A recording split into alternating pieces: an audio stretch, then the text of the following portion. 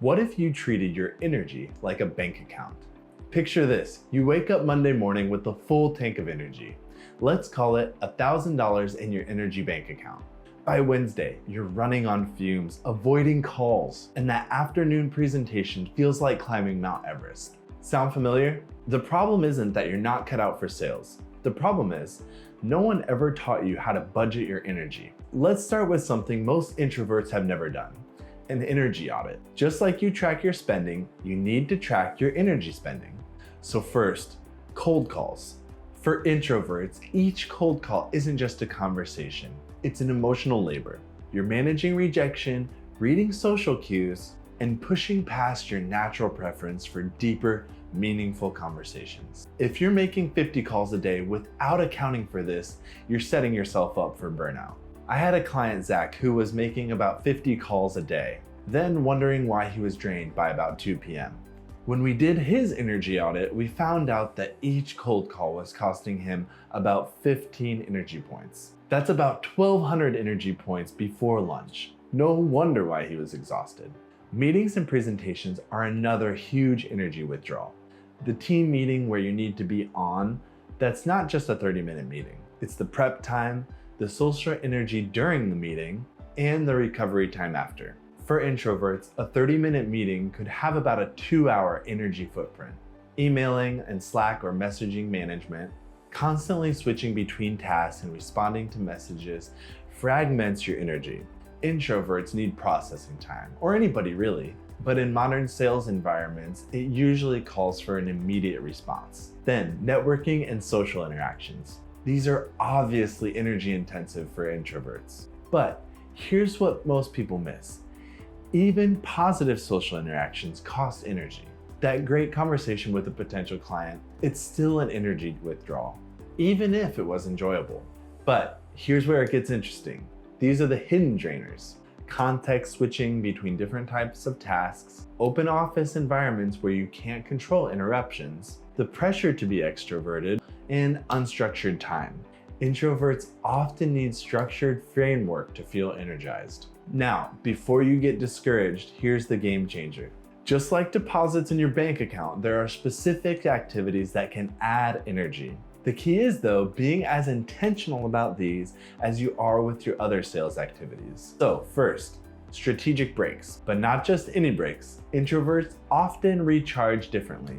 That coffee break with colleagues, still probably an energy withdrawal. But 10 minutes alone in your car, listening to music, or just sitting in silence, now that's a deposit. Planning and preparation time. Here's something that surprises many of my clients. Thorough preparation actually gives you energy, rather than draining it. When you know exactly what you're gonna say on a call, when you've researched the prospect thoroughly, when you're working with your introverted strengths rather than against them, these all give you energy. One of my clients started taking 30 minutes each morning to map out his entire day, including what he'd even say on a call. His energy levels throughout the day increased dramatically because he wasn't constantly worried about improvising. 3. Reflection and processing time. Introverts need time to process experiences. Building in 15 minutes after each call just to jot down notes, reflect on what went well, and process the conversation. It's an energy investment. Number 4. Deep work blocks. Research, writing proposals, analyzing data. These focused, solitary activities often energize introverts. The key is protecting these blocks, not fragmenting them with interruptions. Number 5, structured social interactions. Not all social interactions drain introverts. One-on-one conversations with clear agendas often energize rather than drain. This is why many introverted reps actually do better with consultative selling rather than high-volume prospecting. And here's the thing about energy deposits. They compound. More consistently you make them, the higher your baseline energy becomes. Then you're not just surviving your sales role, you're thriving in it. So once you've mastered those basics, here are some advanced strategies that I use with my high-performing introverted clients. First, energy timing. Your energy isn't just about quantity. it's about quality. Most introverts have a higher social energy in the mornings. One rep I worked with moved all of his most challenging calls from 9 to 11 a.m. and used the afternoon for follow-up and admin work. Next, the energy buffer. Always plan to use about 80% of your available energy. That remaining 20% is your buffer for unexpected calls, urgent requests, or just having a low energy day. Next, micro recovery techniques. Develop a toolbox of 2 to 3 minute energy restoration techniques. This could be box breathing,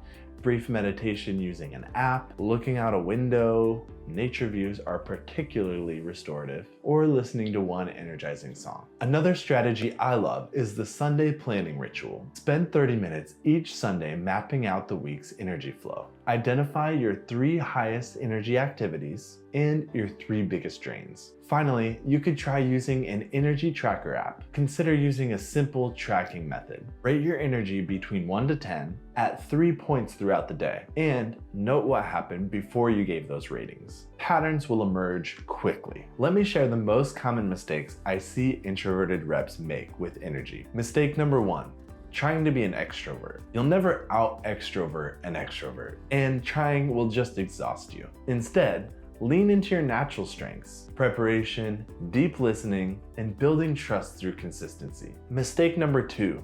Ignoring energy deposits. Many introverts focus only on surviving the drains without intentionally creating deposits. This leads to a slow decline in overall energy levels. Mistake number 3. All or nothing thinking. I had a low energy day, so my system doesn't work. Energy budgeting is about long-term sustainability, not perfection every single day. Mistake number 4.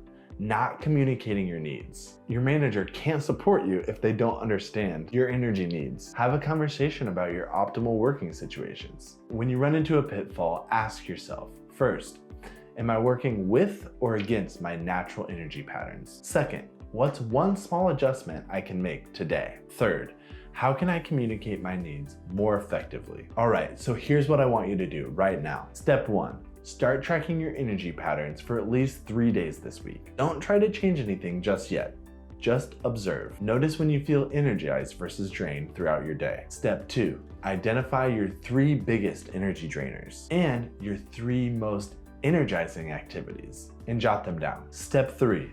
Pick one small thing that you can implement next week. Maybe it's batching your calls, or maybe it's adding 10 minutes of reflection time after each meeting. Step 4. Share your biggest energy insight in the comments below. I personally respond to every single one, and other reps can definitely benefit from collective knowledge. Remember, being an introvert in sales isn't a disadvantage. It's just a different approach. Your natural tendencies towards deep listening, preparation, and building authentic relationships are what buyers are actually looking for. Thanks for watching my video. Please smash that like button, subscribe to my channel, and don't forget to hit the notification bell so you don't miss any more sales tips.